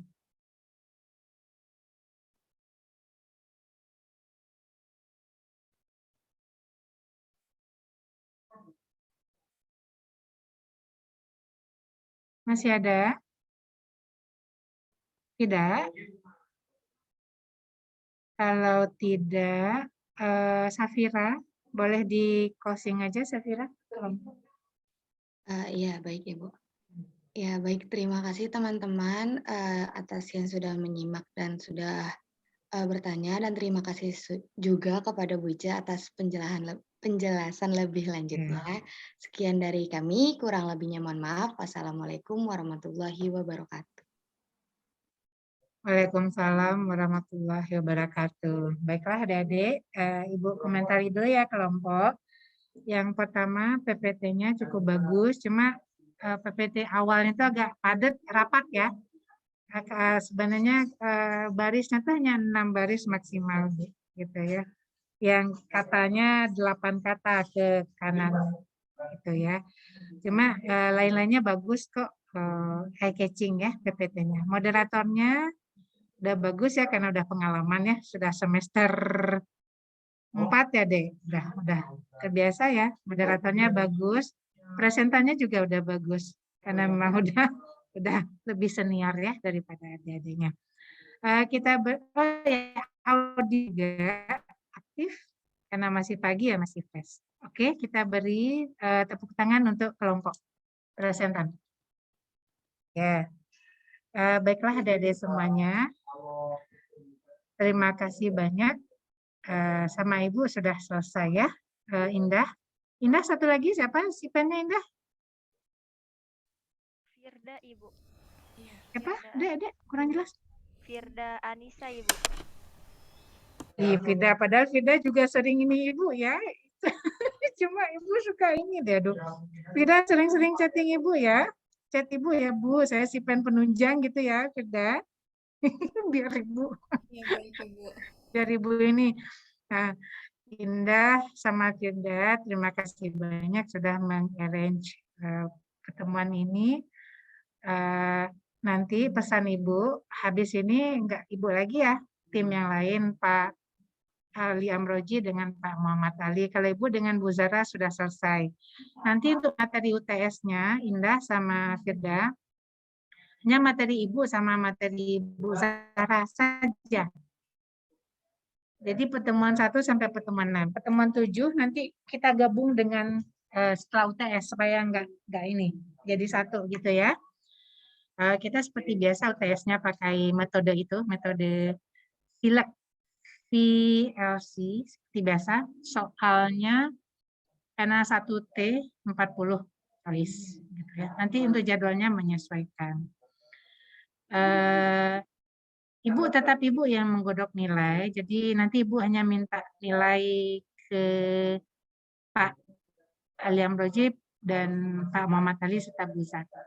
Yang menggodok nilainya tetap Ibu ya adik-adik. Nanti Indah sama Firda setelah Ibu godok nanti endingnya, kalau adik-adik masih ada yang butuh remedial, nanti Ibu kabarin si pennya ya, segera gitu remedial. Kalau remedial seperti biasa ya adik-adik atau Ibu ya cepat gitunya. Hari ini remedialnya mungkin besok atau lusa kalau penugasan dikumpul gitu ya. Kita nggak ketemu lagi di pemeriksaan penunjang. Ibu mohon maaf kalau ada yang kurang-kurang. Kalau ada yang bertanya apa saja tentang pemeriksaan penunjang, insya Allah selagi Ibu punya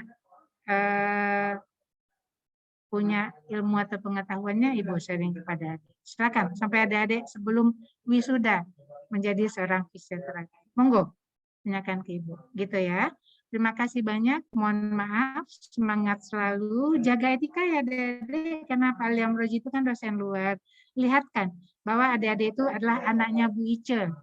Bu Ice yang menjadi ininya, PJ-nya. Aku bangga. Ini loh saya anaknya Bu Ice yang sopan, yang smile, yang rapi, yang rajin bertanya gitu ya. Terima kasih, mohon maaf. Ibu tutup sampai di sini. Oh ya Indah, nanti setelah tutup baru kita foto ya. Terima kasih banyak. Assalamualaikum warahmatullahi wabarakatuh. Selamat pagi dan semangat sehat. Selamat pagi, Bu. Ya, oke.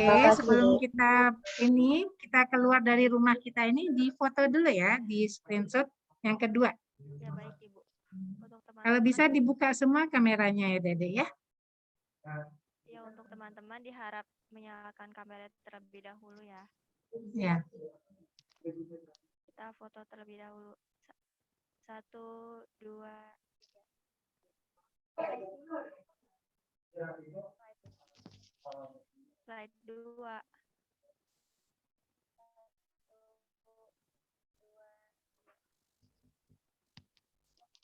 Sudah, Ibu. Sudah ya, oke. Sampai ketemu di ini masih ada sama Ibu, kuliah nggak ada lagi kayaknya ya semester 4 ini ya. Kes 1 itu semester 6, nggak ada ya sama Ibu lagi ya. Berarti sampai ketemu entah kapan ya Ibu lupa. Ya. Dadah, sehat selalu ya. Oke, Ibu keluar di rumah kita yang indah ini ya. Ya, jaga selalu rumah ini ada-ada, jangan berantakan, jaga kebersihannya. Kalau apa didesinfektan ya. Oke, dadah. Bu keluar ya. Terima kasih banyak Ibu. Sama. Terima kasih Bu. Ya, dadah.